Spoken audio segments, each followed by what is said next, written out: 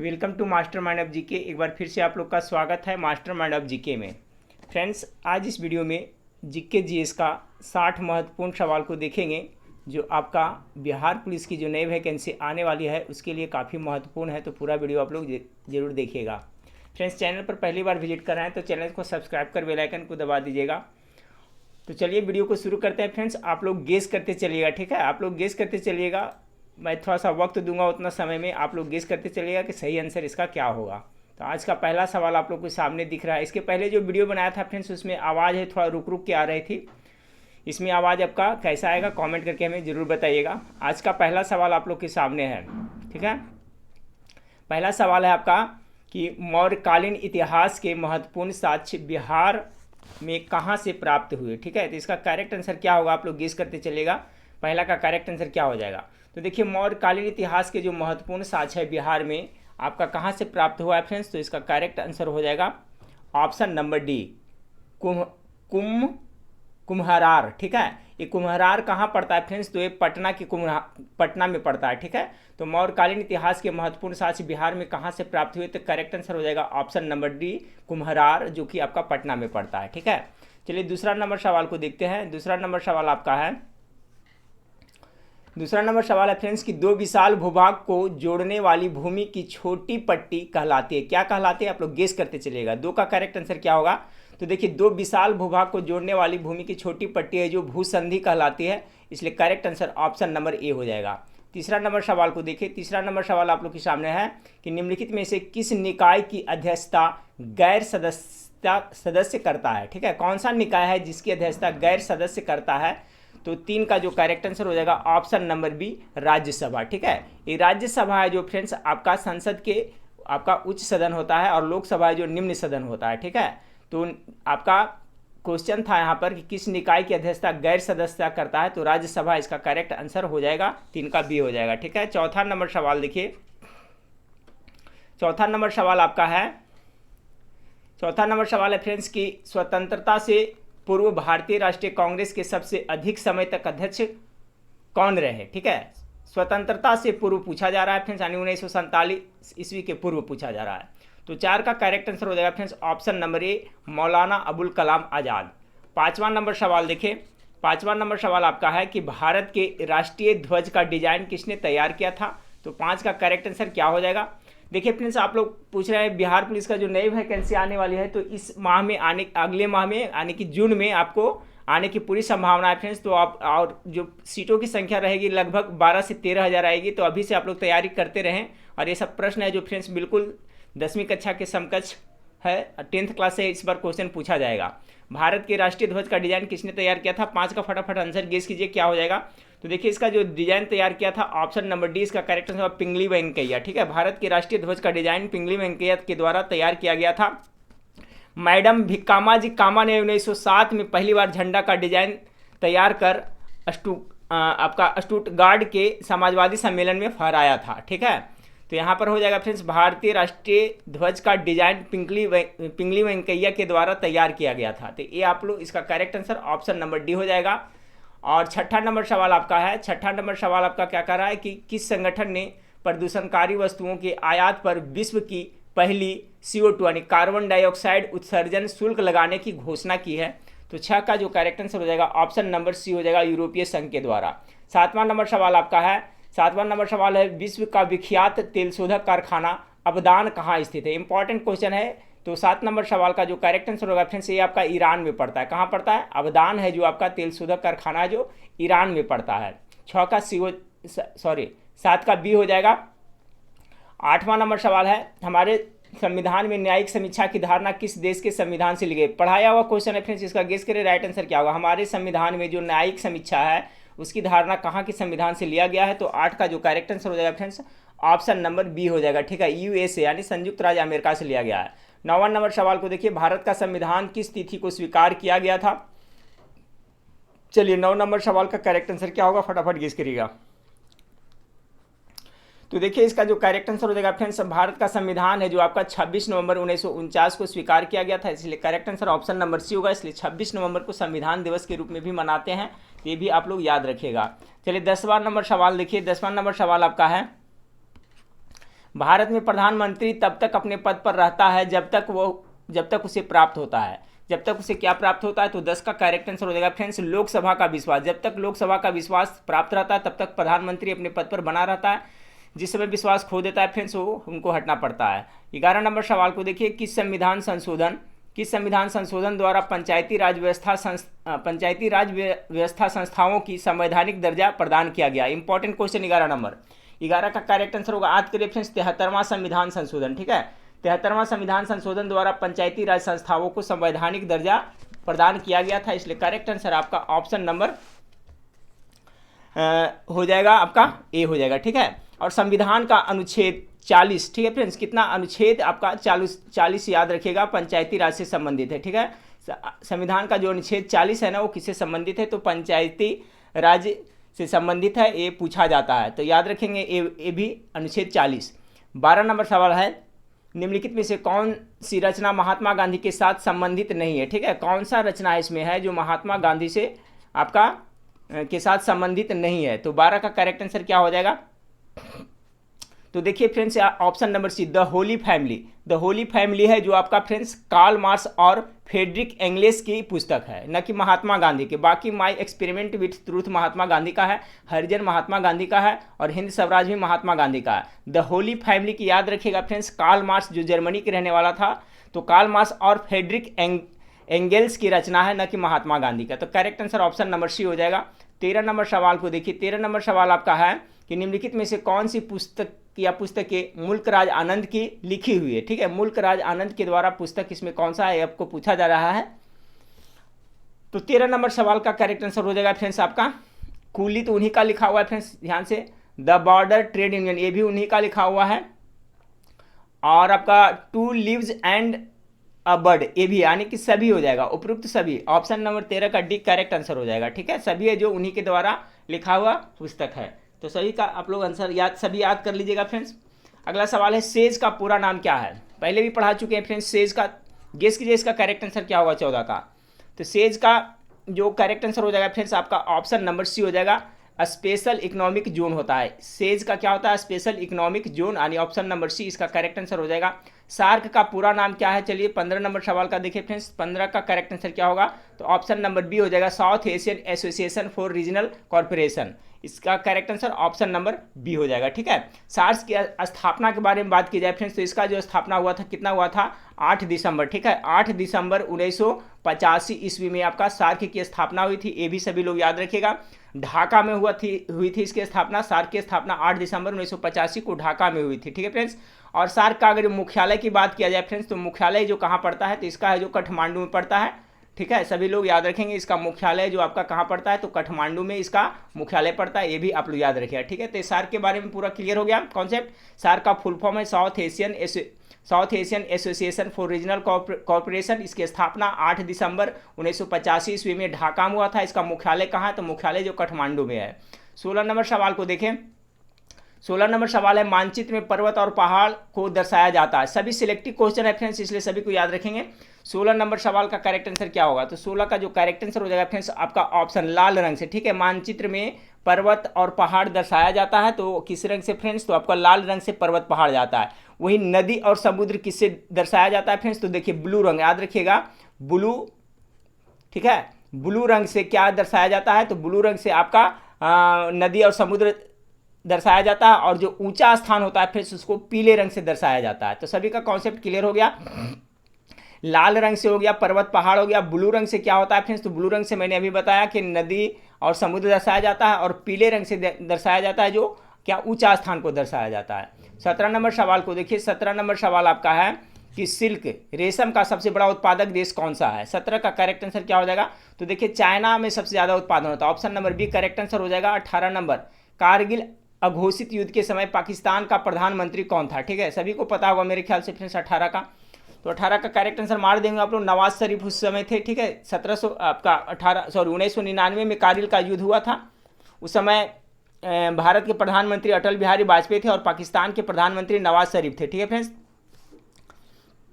19 number सवाल को देखिए, जंप बॉल, VVI क्वेश्चन है फ्रेंड्स। जंप बॉल शब्द निम्नलिखित में से किस खेल से संबंधित है, ये बार बार पूछा जाता है। ठीक है, तो 19 का जो करेक्ट आंसर हो जाएगा ऑप्शन नंबर सी हो जाएगा, बास्केटबॉल से। ठीक, आवाज़ कैसी जा रही है फ्रेंड्स अभी हमें कमेंट करके आप लोग जरूर बताइएगा, क्योंकि उस समय सिस्टम में थोड़ा प्रॉब्लम था इसलिए आवाज़ सही नहीं जा रही थी, रुक रुक के। इस बार आवाज़ कैसी जा रही है हमें कमेंट करके बताइएगा। 20 नंबर सवाल को देखिए, 20 नंबर सवाल है, उस अमेरिकी नागरिक आंदोलन कार्यकर्ता का नाम क्या है जिन्होंने प्रसिद्ध भाषण आई हैव अ ड्रीम दिया था। ठीक है, आई हैव ए ड्रीम दिया था किसने? तो 20 का जो करेक्ट आंसर हो जाएगा option number B, Martin Luther King junior, इसका करेक्ट आंसर हो जाएगा। ठीक है फ्रेंड्स। 21 नंबर सवाल को देखिए, 21 नंबर सवाल है, निम्नलिखित में से कौन सी आकृति भूमिगत जल से बनी है? 21 का करेक्ट आंसर क्या होगा? तो 21 का जो करेक्ट आंसर हो जाएगा फ्रेंड्स आपका ऑप्शन नंबर ए हो जाएगा आपका। ठीक है, कास्ट वीडो है जो आपका भूमिगत जल से बनी हुई आकृति है।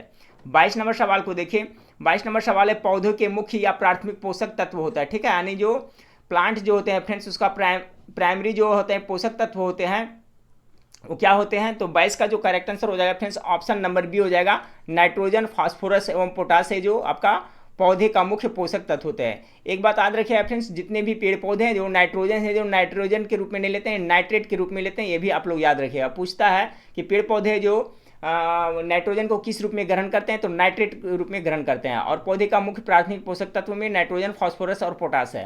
23 नंबर सवाल देखिए, वीवीआई क्वेश्चन है फ्रेंड्स, ये सवाल आपको 100% आपके बिहार पुलिस में आने वाला है।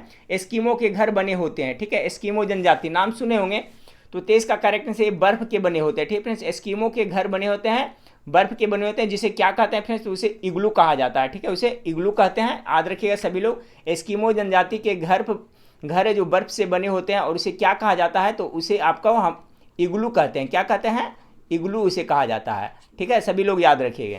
अगला सवाल है फ्रेंड्स, 24 नंबर सवाल आपका है। 24 नंबर सवाल आपका है, दिल्ली से पहले भारत की राजधानी कहाँ थी? तो दिल्ली से पहले भारत की राजधानी कहाँ? गेस करें आप लोग।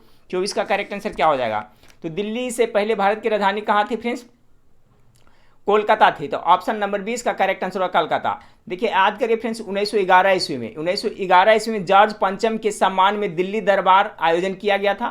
पढ़े होंगे 1911 में भारत में जॉर्ज पंचम के सम्मान स्वागत के लिए दिल्ली दरबार का आयोजन किया था, जिसमें राजधानी कलकत्ता से दिल्ली स्थानांतरित करने का निर्णय लिया गया था। ठीक है फ्रेंड्स, निर्णय 1911 में लिया गया था, लेकिन लागू कब से हुआ था? तो 1912, सभी लोग याद रखेंगे। 1912 में है जो भारत की राजधानी कलकत्ता दिल्ली घोषित हो गई। ठीक, घोषित तो हो गई थी 1911 में फ्रेंड्स, लेकिन लागू कब से हुआ था? तो 1912 ईस्वी में। तो इसमें कंफ्यूज नहीं होइएगा फ्रेंड्स। और कलकत्ता से दिल्ली राजधानी परिवर्तन हुआ था किसके शासनकाल में फ्रेंड्स? तो ये आप लगे लॉर्ड हार्डिंग के शासनकाल में हुआ था। किसके? लॉर्ड हार्डिंग के शासनकाल में। किसके? लॉर्ड हार्डिंग के शासनकाल में ये परिवर्तित हुआ था। तो दिल्ली में जो आपका जॉर्ज पंचम के स्वागत में दिल्ली दरबार का आयोजन कब हुआ था? 1911 ईस्वी में। और उसी समय घोषणा कर दी गई थी कि भारत की राजधानी कलकत्ता ना होकर दिल्ली होगी। और लागू कब हुआ फ्रेंड्स? 1912 ईस्वी में। और किसके शासनकाल में? तो लॉर्ड हार्डिंग के शासनकाल में। ये भी सभी लोग याद रखिएगा। 25 नंबर सवाल को देखिए, वीडियो को लाइक कर दीजिएगा फ्रेंड्स आप लोग, और वीडियो को शेयर भी दोस्तों में जरूर करिएगा। राष्ट्रपति लोकसभा के सदस्यों में निम्नलिखित को प्रतिनिधित्व देने के लिए नामित करता है।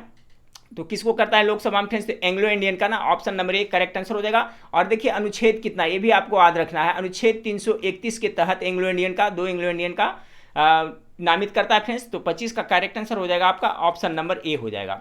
26 नंबर सवाल को देखिए, 26 नंबर सवाल आपका है कि लाल त्रिकोण, ठीक है, लाल त्रिकोण का संबंध किससे है? तो 26 का जो करेक्ट आंसर होगा फ्रेंड्स, ये देखिए परिवार कल्याण से संबंधित है। अच्छा सवाल है, लाल त्रिकोण का संबंध है जो परिवार कल्याण से संबंधित है, ये सभी लोग याद रखिएगा। ठीक है फ्रेंड्स, उसी तरह से पूछा जाता है बहुत सा फ्रेंड्स, जैसे काला झंडा है तो विरोध का प्रतीक है, लाल झंडा है तो क्रांति का प्रतीक है, पीला झंडा है तो संक्रामक रोगग्रस्त लोगों से है, संबंधित है। तो इस तरह से लाल त्रिकोण है जो परिवार कल्याण से है। अगला फ्रेंड्स, कंटूर रेखा दर्शाती है। ठीक है, कंटूर रेखा किसको दर्शाती है? तो आपका 27 का करेक्ट आंसर ऑप्शन नंबर ए होगा, समुद्र तल से समान ऊंचाई एवं आकार वाले स्थानों को कंटूर लाइन दर्शाती है। तो ऑप्शन नंबर ए 27 का करेक्ट आंसर हो जाएगा। 28 नंबर सवाल को देखिए, 28 नंबर सवाल आपका है, 28 नंबर सवाल है, कर्क रेखा भारत के कितने राज्यों से होकर गुजरती है? तो 28 का correct answer option number C हो जाएगा, 8 राज्यों से होकर गुजरती है फ्रेंड्स, सभी को याद होगा। राजस्थान, गुजरात, मध्य प्रदेश, छत्तीसगढ़, झारखंड, पश्चिम बंगाल, त्रिपुरा एवं मिजोरम, यही 8 राज्यों से होकर गुजरती है। 29 नंबर, अ लाइफ पुस्तक के रचयिता कौन है? ठीक है, ए लाइफ पुस्तक के रचयिता गेस करें 29 का करेक्ट आंसर क्या होगा? तो इस और लाइफ पुस्तक के रचयिता हो जाएगा आपका तस्लीमा नसरीन के द्वारा लिखा गया है। कावेरी नदी बहती है, कावेरी नदी कहाँ बहती है 30 का फ्रेंड्स, तो ये देखिए दक्षिण भारत की प्रमुख नदी है कावेरी नदी, ऑप्शन नंबर 20 का करेक्ट आंसर हो जाएगा।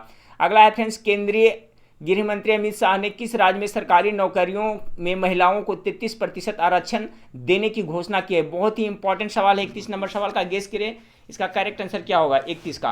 तो देखिए त्रिपुरा राज्य में ये किया गया है, ठीक है। केंद्रीय मंत्री जो अमित शाह है फ्रेंड्स, वो त्रिपुरा राज्य के में जो सरकारी नौकरी होगी इसमें महिलाओं को कितना आरक्षण प्रदान किया गया है, तो 33% आरक्षण प्रदान करने की घोषणा की गई है। 32 नंबर सवाल को देखिए, घाना पक्षी अभ्यारण्य किस राज्य में है, तो 32 का जो करेक्ट आंसर हो जाएगा फ्रेंड्स आपका ऑप्शन नंबर ए। घाना कहाँ, राजस्थान में पड़ता है ना, घाना है जो आपका राजस्थान में पड़ता है। उसी तरह से एक गिर है फ्रेंड्स, गिर राष्ट्रीय उद्यान कहाँ पड़ता है, तो गुजरात में पड़ता है। फिर आपका हो गया आपका एक मानस पूछा जाता है, तो मानस है जो असम में पड़ता है फ्रेंड्स। फिर जिम कॉर्बेट राष्ट्रीय उद्यान कहाँ पड़ता है, तो उत्तराखंड में पड़ता है। कान्हा किसली राष्ट्रीय कहाँ पड़ता है, तो मध्य प्रदेश में पड़ता है। बांदीपुर पूछा जाता है, बांदीपुर कहाँ पड़ता है, कर्नाटक में पड़ता है, कर्नाटक में पड़ता है। एक दाची ग्राम अभ्यारण्य पूछा जाता है जो आपका जम्मू कश्मीर में पड़ता है। तो सभी याद रखें, दल बदल विरोधी कानून पारित हुआ था। ये दल बदल जो विरोधी कानून है फ्रेंड्स कब हुआ था पारित, तो ये देखिए आपका 1985 ईस्वी में 52वां संविधान संशोधन, ठीक है। सभी लोग याद रखेंगे कि 52वां संविधान संशोधन जो आपका कब हुआ था, 1985 में हुआ था, उसी समय ये पारित किया था। और ये संविधान के कैमी है फ्रेंड्स, तो ये 10वीं अनुसूची में है, याद रखिएगा। दल बदल है जो 10वीं अनुसूची में, ये भी सभी लोग याद रखेंगे। अगला सवाल है आपका फ्रेंड्स, उज्जैन किस नदी के किनारे है, 34 नंबर सवाल। 34 नंबर, उज्जैन किस नदी के किनारे है, तो 34 का गेस करें आप लोग, तो इसका हो जाएगा उज्जैन आपका क्षिप्रा नदी के किनारे है, इसका करेक्ट आंसर हो जाएगा, ठीक है फ्रेंड्स। उज्जैन हो जाएगा जो आपका क्षिप्रा नदी के किनारे स्थित है। नासिक पूछा जाए, गोदावरी पूछा जाए तो नासिक नदी के हो गया फ्रेंड्स, ठीक है, याद रखिएगा। नासिक है जो किस नदी के किनारे है फ्रेंड्स, उज्जैन हो गया आपका क्षिप्रा नदी के, नासिक हो गया, गोदावरी का हो गया। फिर और पूछा जाता है फ्रेंड्स जैसे कि आपका अयोध्या है जो सरजू नदी के, तो ये सब क्वेश्चन पूछा जाता है नदी संबंधित, सभी लोग याद रखेंगे। तो उज्जैन किस नदी के किनारे है, तो क्षिप्रा नदी इसका करेक्ट आंसर हो जाएगा। अगला, कथकली किस राज्य का शास्त्रीय नृत्य है, चलिए फटाफट इसका आंसर गेस करते चलिएगा आप लोग। तो 35 का जो करेक्ट आंसर हो जाएगा फ्रेंड्स ऑप्शन कथकली केरला का हो जाएगा, ठीक है। केरल का कथकली हो गया फ्रेंड्स। आंध्र प्रदेश का हो गया कुचिपुड़ी, याद रखिएगा। उसके बाद में तमिलनाडु का हो गया आपका भारतनाट्यम हो गया, ये सभी याद रखें। असम का जैसे असम का हो जाएगा बिहू, आप लोग सुने होंगे, बिहू का नाम सुने होंगे फ्रेंड्स, ठीक है। बिहू है जो कहाँ का है, तो ये आपका असम का है, शास्त्रीय नृत्य है। तो केरला का कथकली हो गया फ्रेंड्स भरतनाट्यम, तमिलनाडु का आंध्र प्रदेश का कुचिपुड़ी, असम का बिहू हो गया। 36 नंबर सवाल को देखिए, 36 नंबर सवाल आपका है, 36 नंबर निम्नलिखित में से कौन दो राज्यों की राजधानी है, ठीक है। दो राज्यों की राजधानी कौन है, 36 का करेक्ट आंसर क्या हो जाएगा, तो ऑप्शन नंबर ए हो जाएगा फ्रेंड्स, ठीक है, चंडीगढ़, ठीक है। चंडीगढ़ है जो फ्रेंड्स पंजाब और हरियाणा दोनों की राजधानी है। मेगास्थनीय राजदूत किसका था, तो 37 का करेक्ट आंसर क्या हो जाएगा, 37 का जो करेक्ट आंसर होगा सेल्यूकस का था ना, सेल्यूकस का राजदूत था। सेल्यूकस का राजदूत मेगास्थनीज चंद्रगुप्त मौर्य के दरबार में रहता था फ्रेंड्स, ठीक है, जिन्होंने इंडिका नामक पुस्तक भी लिखा था। अगला सवाल देखिए, भारत की कुल समुद्री सीमा लंबी है, कुल पूछा जा रहा है समुद्री सीमा, ठीक है। तो 38 का करेक्ट आंसर क्या हो जाएगा फ्रेंड्स, तो देखिए भारत की कुल समुद्री सीमा अगर पूछा जाए तो इसमें हो जाएगा आपका 7500 किलोमीटर, सभी याद रखिएगा, ठीक है। कितना, 7500 किलोमीटर कुल इसकी लंबाई है। और भारत के मुख्य भूमि के तट की लंबाई अगर पूछेगा, ठीक है, तट की लंबाई पूछेगा फ्रेंड्स तो 6100 किलोमीटर होगा, ठीक है। तट की लंबाई पूछेगा तो तटीय भाग की लंबाई तो 6100, कुल सीमा पूछेगा फ्रेंड्स तो आपका हो जाएगा कितना, 7500 किलोमीटर। अगला 39 नंबर सवाल देखिए, बुद्ध के बचपन का नाम क्या था, 39 का, चलिए गेस करें। तो बुद्ध के बचपन का नाम, बुद्ध को बचपन में किस नाम से जाना जाता है, सिद्धार्थ नाम से जाना जाता था। चलिए अगला सवाल 40 नंबर, हिमालय की सबसे उत्तरी पर्वत श्रेणी को कहते हैं, तो क्या कहते हैं, 40 का जो करेक्ट आंसर हो जाएगा फ्रेंड्स ऑप्शन नंबर आपका बी, हिमाद्री कहते हैं, ठीक है। हिमालय की जो सबसे उत्तरी पर्वत श्रेणी है उसे क्या कहते हैं, तो हिमाद्री कहते हैं। 40 का correct answer option number B हो जाएगा। कौन सा युग्म गलत है, चलिए इसमें आपका कौन सा चेक करना है 41 नंबर सवाल का। तो 1 जुलाई को डॉक्टर दिवस, ये तो बिल्कुल सही है फ्रेंड्स, मिलाते चलिएगा। 23 जनवरी को नेताजी जयंती, ये भी आपका बिल्कुल सही है। 16 नवंबर को राष्ट्रीय प्रेस, जी हाँ, प्रेस दिवस ये भी मनाया जाता है। और 16 सितंबर को विश्व ओजोन दिवस मनाया जाता है, ये भी याद रखिएगा। 4 दिसंबर को विश्व प्राकृतिक दिवस, ये बिल्कुल गलत है, ठीक है। 4 दिसंबर को विश्व प्राकृतिक दिवस नहीं मनाया जाता, ठीक है फ्रेंड्स। 4 दिसंबर का विश्व ये युग्म आपका गलत है, बाकी सभी लोग याद रखिएगा फ्रेंड्स, ठीक है। तो इसका जो करेक्ट आंसर हो जाएगा, कौन सा युग्म गलत है, तो ऑप्शन नंबर डी 4 दिसंबर। तो 4 दिसंबर को कौन सा दिवस मनाया जाता है पहले भी पढ़ा चुका हूँ फ्रेंड्स। तो 4 दिसंबर का हमें कमेंट करके आप लोग जवाब दीजिएगा, ठीक है। सेना संबंधित है, इसका जवाब हमने आप लोग कमेंट करके जरूर बताइएगा कि 4 दिसंबर को कौन सा दिवस मनाया जाता है, ठीक है फ्रेंड्स। नहीं चलिए बता ही देता हूँ, इसका जो आप गेस कर लिए होंगे मेरे ख्याल से, तो इसका हो जाएगा क्या फ्रेंड्स, 4 दिसंबर को आपका नौसेना दिवस। सभी लोग याद रखेंगे, नौसेना दिवस, नौसेना दिवस है जो 4 दिसंबर को मनाया जाता है, ना कि विश्व प्राकृतिक दिवस मनाया जाता है। तो इसका यही गलत हो गया। चौथा नंबर 42 नंबर सवाल को देखिए। 42 नंबर सवाल आपका है, पृथ्वी का सबसे भीतरी परत कहलाता है। तो देखिए पृथ्वी का जो सबसे भीतरी परत है फ्रेंड्स वो क्या कहलाता है, तो क्रोड कहलाता है, ठीक है, जिसमें आपका आयरन की मात्रा ज़्यादा होती है। क्रोड कहें फ्रेंड्स या भीतरी परत को, क्रोड या तो नीफे होता है जिसमें निकेल और फेरस की मात्रा होता है, नीफे, ठीक है, इसे हम लोग नीफे भी कहते हैं। क्या कहते हैं, नीफे भी कहते हैं। नीफे को अंग्रेजी हो गया फ्रेंड्स, इसका हिंदी क्रोड कहते हैं, ठीक है। इसमें लोहा और निकेल की मात्रा ज़्यादा होती है। चलिए अगला सवाल को देखिए। मदर ऑफ इंडियन रिवोल्यूशन किसे कहा जाता है। 43 का करेक्ट आंसर क्या होगा, तो 43 का जो करेक्ट आंसर हो जाएगा friends option number B, madam Cama को कहा जाता है, ठीक है। Madam Cama, mother of Indian revolution किसे कहा जाता है, तो इन्हें कहा जाता है mother of Indian revolution, madam Bhikama ji Cama को कहा जाता है फ्रेंड्स। तो करेक्ट आंसर ऑप्शन नंबर 43 का बी हो जाएगा। 44 नंबर सवाल को देखिए। 44 नंबर सवाल है, भारत में भ्रंश घाटी का उदाहरण कौन सा नहीं है। तो 44 का जो करेक्ट आंसर हो जाएगा क्या हो जाएगा, ऑप्शन नंबर ए, गंडक घाटी है जो भ्रंश घाटी का उदाहरण नहीं है। बाकी आपका जो भी हो गया, आपका नर्मदा हो गया, ताप्ती हो गया, ये सभी है जो है, ठीक है फ्रेंड्स। तो 44 का करेक्ट आंसर ऑप्शन नंबर ए हो जाएगा। 45 नंबर सवाल देखिए। 45 नंबर सवाल आपका कि साइलॉक नामक पात्र विलियम शेक्सपियर की किस रचना का पात्र है, ठीक है। 45 नंबर सवाल देखिए, कह रहा है कि साइलॉक नामक पात्र विलियम शेक्सपियर की किस रचना का उदाहरण है। तो 45 का correct answer option number merchant of Venice, ठीक है, इसका करेक्ट आंसर होगा। साइलॉक नामक पात्र विलियम शेक्सपियर की मर्चेंट ऑफ वेनिस की रचना का पात्र है। इसमें दो सवाल बन रहा है फ्रेंड्स कि मर्चेंट ऑफ वेनिस के लेखक कौन है, तो विलियम शेक्सपियर के द्वारा लिखा गया ये वाला, और लिखा गया था the world is a stage, ये भी है जो आपका विलियम शेक्सपियर का लिखा हुआ है। और ये साइलॉक है जो इसी का पात्र है, किसका, मर्चेंट ऑफ वेनिस, किसके द्वारा लिखा गया, शेक्सपियर के द्वारा। इसरो द्वारा चंद्रयान 3 को कब प्रक्षेपित करने का लक्ष्य रखा गया। ये देखिए बहुत ज़्यादा VVI क्वेश्चन है, किसी भी एग्जाम में पूछने की इसे पूरी संभावना है, ठीक है। तो चंद्रयान की 3 को कब लॉन्च करने के लिए प्रस्ताव रखा गया 46 का, तो ये देखिए 2022 में रखा गया फ्रेंड्स, ऑप्शन नंबर ए। अब देखिए कब किया जाता है, लेकिन 22 में इसका टारगेट रखा गया है। 47 को देखिए, भौतिक विज्ञान के क्षेत्र में 2021 में नोबेल पुरस्कार किसे दिया गया है, ठीक है। भौतिक के क्षेत्र में देखिए नोबेल पुरस्कार है टोटल 6 क्षेत्रों में दिया जाता है फ्रेंड्स, सभी लोग याद रखिएगा।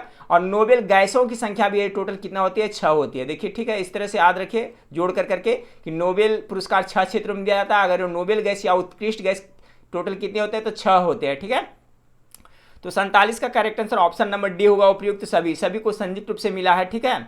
आपका भौतिक विज्ञान के क्षेत्र में 2021 में नोबेल पुरस्कार आपका क्लाउस हैसलमैन और आपका जॉर्जियो पारसी और असियुक्रो मानवे सभी को संयुक्त रूप से मिला है।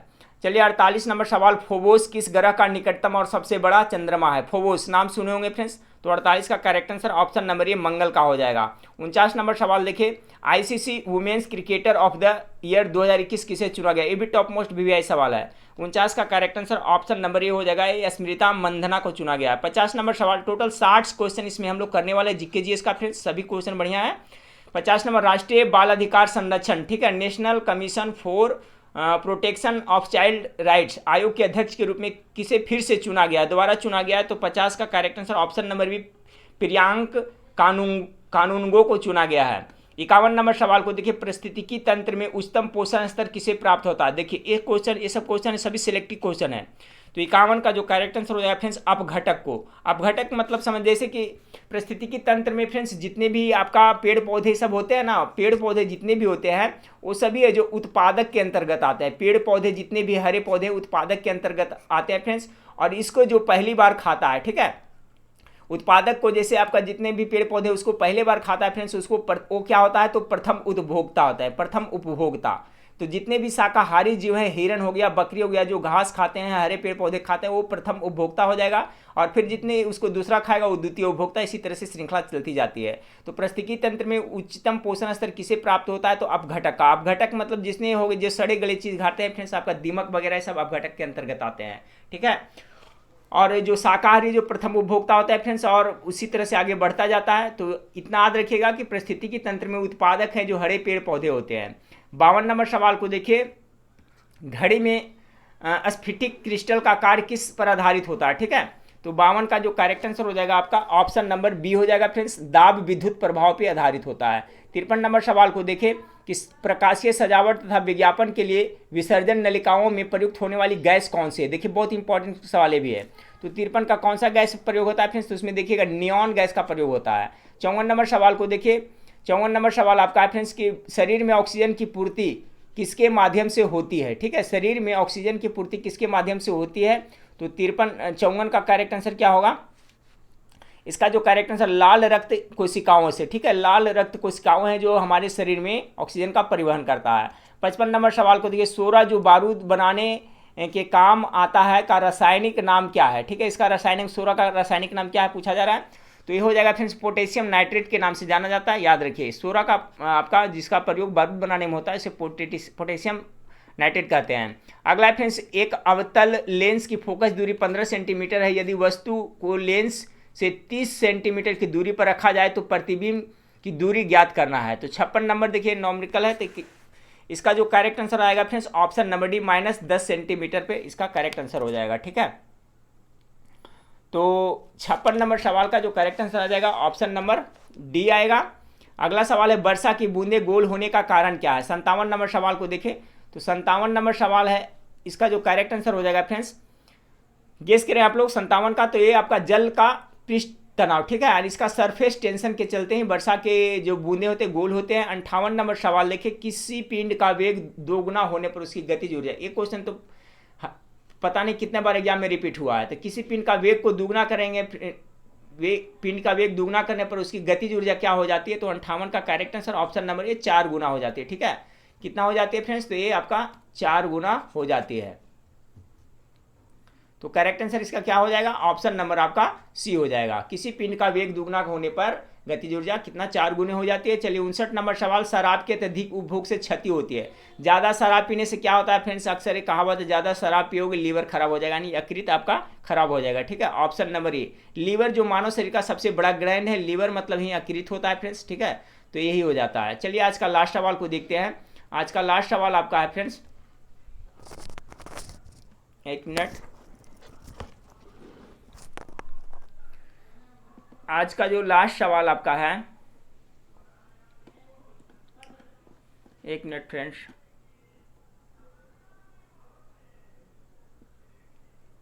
चलिए आज का लास्ट सवाल आपका है, सैलों तथा खनिजों में सर्वाधिक मात्रा में पाया जाने वाला तत्व कौन सा है? तो 60 का जो करेक्ट आंसर हो जाएगा क्या हो जाएगा फ्रेंड्स? तो इसमें हो जाएगा आपका ऑप्शन नंबर बी, कार्बन पाया जाता है, ठीक है फ्रेंड्स।